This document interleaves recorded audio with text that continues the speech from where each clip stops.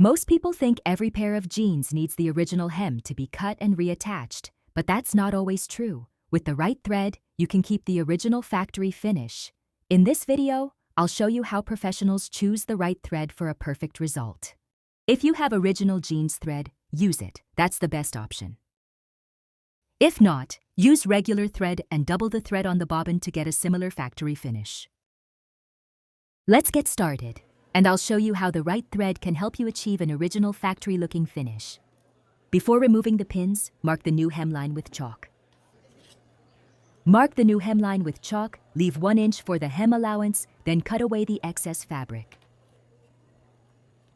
Enjoying the video? Like and subscribe for more sewing tips. The cutting is complete. Let's move to the sewing machine.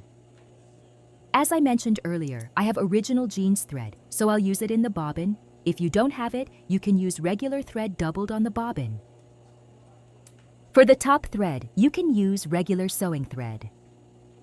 Pro tip, always start stitching at the inseam. It hides the overlap and keeps the outseam clean and neat.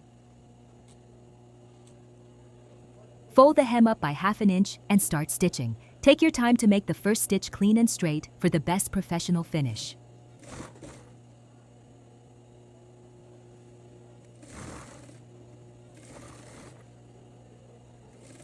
If your stitching isn't straight or the thread breaks, remove the entire stitch and start again. Because the thread is thick, any overlap or joint stitches will be visible. A clean, continuous stitch gives the best factory finish.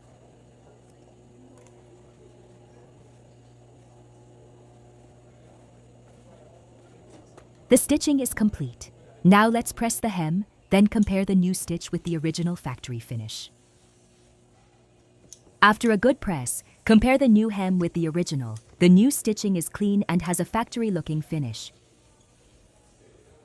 Thanks for watching. Subscribe for more professional sewing tutorials. And if you want to learn the original hem cut and reattach method, watch the next video on your screen.